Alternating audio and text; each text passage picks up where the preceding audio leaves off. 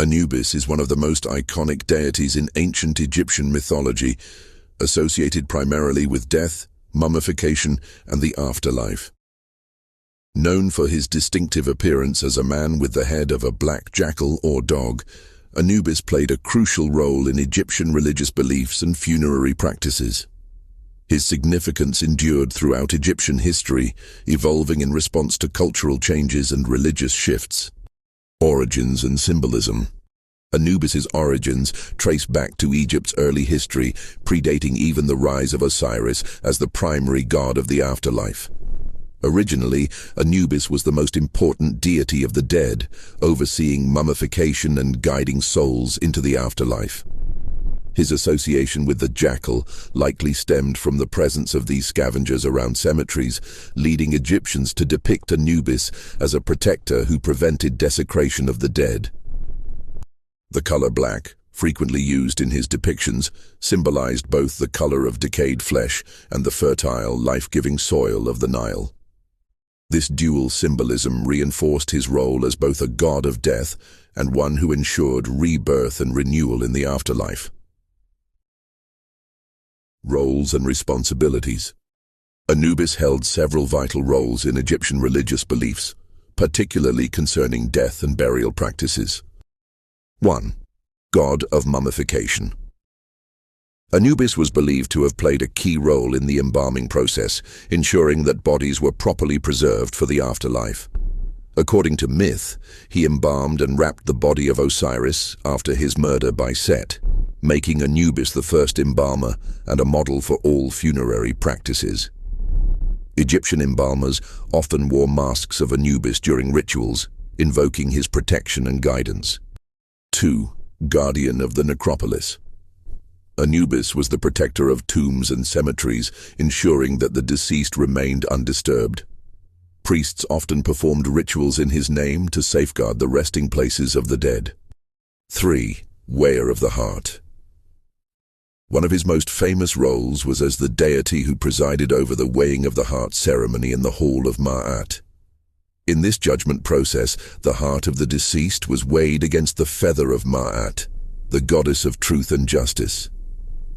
If the heart was lighter than the feather, the soul was allowed to enter the blissful field of reeds. If it was heavier, it was devoured by Ammit, a fearsome hybrid creature, and the person's existence was erased. 4. Guide of souls. Anubis was also seen as a psychopomp, or a guide for souls, leading them safely into the afterlife. This role made him similar to figures in other mythologies, such as the Greek Hermes in his aspect as Hermes Psychopompos. Mythological stories. While Anubis does not have as many elaborate myths as some of the other Egyptian gods, he plays an important part in various legends. One of the key myths involving Anubis is his connection to the story of Osiris. According to the myth, Osiris was murdered by his jealous brother Set, who dismembered his body and scattered the pieces across Egypt. Anubis, with the help of Isis and Nephthys, recovered and reassembled Osiris's body, performing the first act of mummification. This act set the precedent for all Egyptian burial rituals.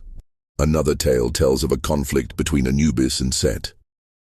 In one version, Set attempted to attack the burial of Osiris, but Anubis defended the body, overpowering Set and preserving Osiris's remains.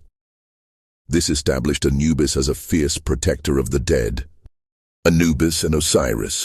Over time, as Osiris became the dominant deity of the afterlife, Anubis's role shifted. Instead of ruling the underworld, he became more of a subordinate to Osiris, acting as his assistant in the judgment of souls. While this change reduced his prominence in some respects, Anubis remained one of the most respected gods in Egyptian religion. Depictions and worship. Anubis was almost always depicted as either a man with a jackal's head or a full jackal lying atop tombs. His black fur was symbolic of both decay and rebirth, reinforcing his connection to both death and renewal. Temples dedicated specifically to Anubis were rare, as he was more commonly worshipped through funerary rites. However, he had a strong presence in several necropolises, particularly in Saqqara and Abydos. The priests who oversaw mummification often invoked Anubis in their rituals, ensuring the dead received his protection. One of the key sites of Anubis's worship was Sinopolis, City of the Dog, where sacred jackals were kept and honored in his name. Archaeological evidence also suggests that many tombs featured statues and inscriptions dedicated to Anubis, highlighting his widespread veneration.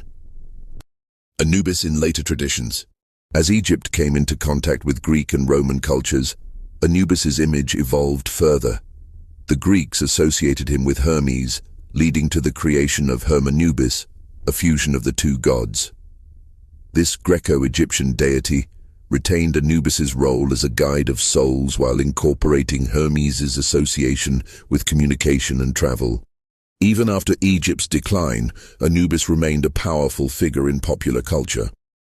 Today, he frequently appears in books, movies, video games, and artwork, continuing to symbolize mystery, death, and the supernatural. Conclusion. Anubis's legacy as the god of death, mummification, and the afterlife has endured for thousands of years. His role as a protector of tombs, guide of souls, and judge in the afterlife made him one of the most essential deities in ancient Egyptian religion.